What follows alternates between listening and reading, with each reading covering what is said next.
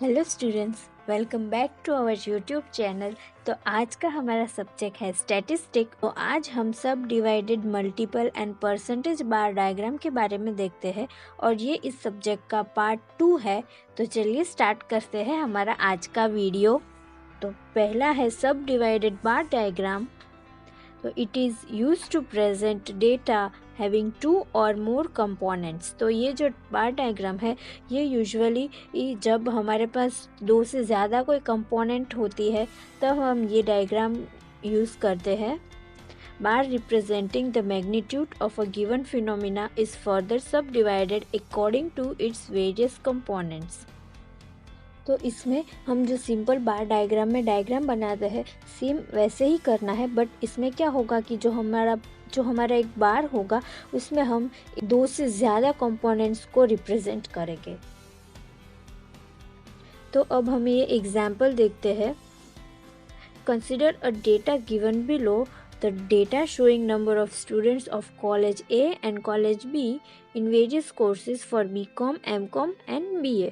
तो यहाँ पर एक डेटा गिवन है जिसमें कोर्सेज दिए गए हैं और नंबर ऑफ स्टूडेंट्स दिए गए हैं कॉलेज A और कॉलेज B में। तो अब हम इस डेटा को यूज़ करके हम अपना एक सब डिवाइडेड बार ग्राफ बनाएंगे। तो चलिए देखते हैं हम कैसे बनाते हैं इसको। तो पहले हमारे पास डेटा ऑलरेडी गिवन है। तो अब हम क्या करेंगे, कॉलेज ए में बीकॉम है वो 590 है और एमकॉम है वो 880 है। हम 590 और 880 को प्लस करेंगे, फिर हम 590, 880 और 100 को प्लस करेंगे ताकि हमारा पहले ओवरऑल जो टोटल है वो आ जाएगा। तो हम यहाँ पर रिप्रेजेंट करेंगे, जैसे कि पहला हमारा है 590। तो ये जो ब्लू वाली लाइन है वो हमारी 590 तक है, ये 590 तक है। फिर आता है 1470।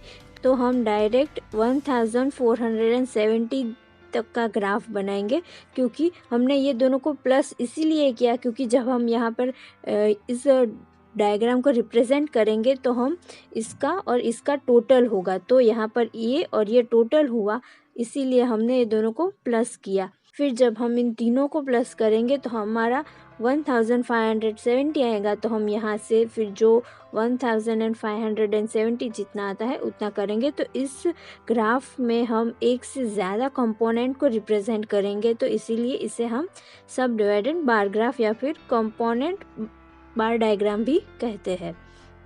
सेम हमें कॉलेज बी के लिए करना है। पहले हमें बीकॉम का दिया है 800 स्टूडेंट्स, फिर हमें एमकॉम का दिया है 750। तो हम 800 प्लस 750 करेंगे जो हमारा आएगा 1550। फिर हम बीए का ऐड करेंगे इसमें, तो हमारे पास आएगा 1700। तो अब इस डेटा को हम इस ग्राफ में ऐड करेंगे। पहला है 800, तो हम यहाँ पे 800 आएगा, तो हम 800 तक का ग्राफ बनाएंगे। फिर यहीं से कंटिन्यू करेंगे हमारा 1550। तो ये हमारा 1550 आया। तो यहाँ पर हमने इसी के ऊपर हमने तो यहाँ से हमने इसे कंटिन्यू किया।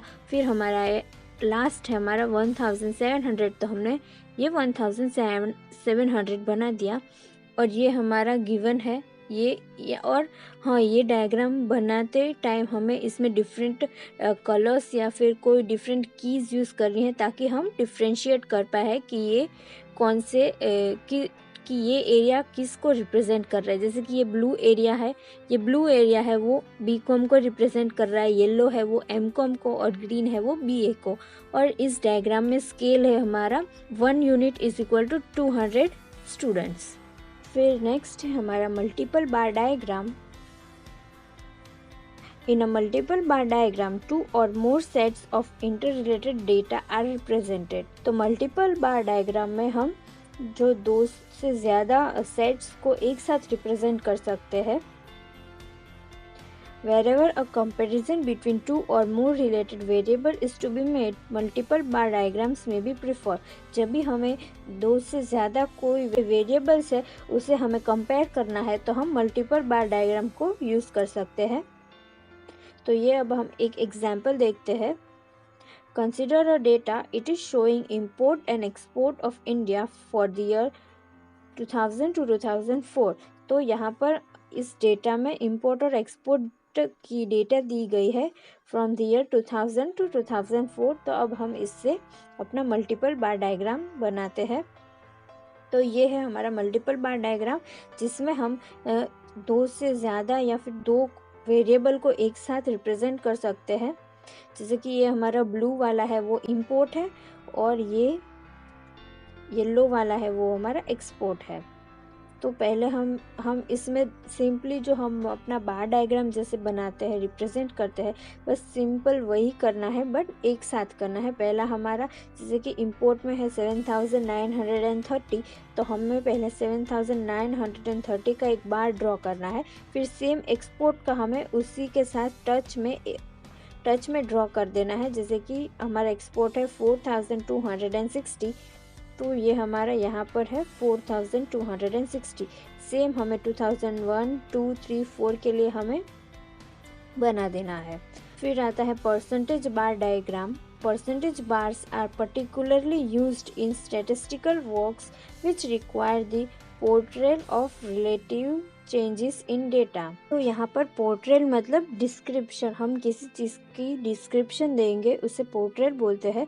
तो जो परसेंटेज बार डायग्राम है वो यूजुअली स्टैटिस्टिकल वर्क में यूज़ होता है जब हमें किसी रिलेटिव, कोई भी डेटा का जो रिलेटिव चेंज है अगर उसको डिस्क्राइब करना है तभी। When such diagrams are prepared, the length of the bar is kept equal to 100 units. जब हम इस डायग्राम को बनाएंगे तो जो बार की जो लेंथ होगी वो ऑलवेज 100 यूनिट होगी। And segments are cut into these bars to represent the component percentage of an aggregate। और इस 100 यूनिट में से ही डिफरेंट बार को डिफरेंट सेगमेंट्स में कट करेंगे। जैसे कि हम ये एग्जाम्पल में देखते हैं। Consider a data given below. The data showing number of students of college A and B in various courses of BCom, MCom and BA। जो हमने लास्ट में लिया था उसी का वही सेम है, बट यहाँ पर हम इसका परसेंटेज बार डायग्राम ड्रॉ करेंगे। ऑलरेडी हमारा ये इतना हमें गिवन है, तो यहाँ पर हम क्या करेंगे, पहले और 3 कॉलम एक्स्ट्रा बनाएंगे जिसमें हम टोटल लिखेंगे, ए और बी का टोटल लिखेंगे, और फिर कॉलेज ए का परसेंटेज निकालेंगे और फिर कॉलेज बी का परसेंटेज निकालेंगे। तो जब हम कॉलेज बीकॉम के लिए जब हम कॉलेज ए और बी को ऐड करेंगे तो हमें 1390 मिलेगा। ओके, कॉलेज ए और बी को ऐड किया यहाँ पर। फिर हमें कॉलेज ए का परसेंटेज फाइंड करना है, तो हमें क्या करना होगा, पहले number of students in college A bye total number of students into 100। हमें परसेंटेज, सिंपली जो हम परसेंटेज फाइंड करते हैं बस वही फाइंड करना है, सिंपल। तो हमें कॉलेज ए का परसेंटेज फाइंड किया फॉर बीकॉम स्टूडेंट्स, तो हमें मिला 42.44, जिसे हम नियरली इक्वल टू 43% ले सकते हैं। सेम हमें एमकॉम का फाइंड करने का, पहले हमें ए और बी को ऐड कर लेने का, फिर हमें इंडिविजुअली कॉलेज ए और बी का परसेंटेज फाइंड करने का। तो यहाँ पर हमने कॉलेज ए का फाइंड किया है, जिसमें हमने कॉलेज ए का number of students of MCom लिया है divided by total number of students into 100। वैसे ही बीए का फाइंड कर लिया। फिर जब हमें परसेंटेज ऑफ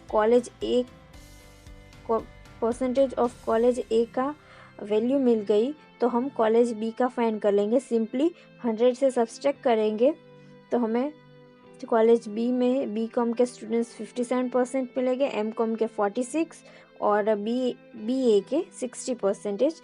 तो फिर हम इस डेटा को लेंगे जो 43% है, 57% है, इस डेटा को हम बार डायग्राम में ड्रॉ कर देंगे। तो यहाँ हमने ड्रॉ किया है बार डायग्राम। जो बीकॉम है वो हमारे पहले कॉलेज ए में है 43%, कॉलेज बी में है 57%, तो इसका जो टोटल होगा वो 100% ही रहेगा। तो यहाँ पर हमने जो येलो कलर का है वो कॉलेज बी है और ये ब्लू कलर का है वो कॉलेज ए है। तो ये हमारा था percentage bar diagram. Okay, percentage bar diagram will be always having 100 units, क्योंकि वो परसेंटेज में है तो परसेंटेज ऑलवेज 100 में होगा, तो always it will be in 100 units. So this was it for our today's video. Thank you so much.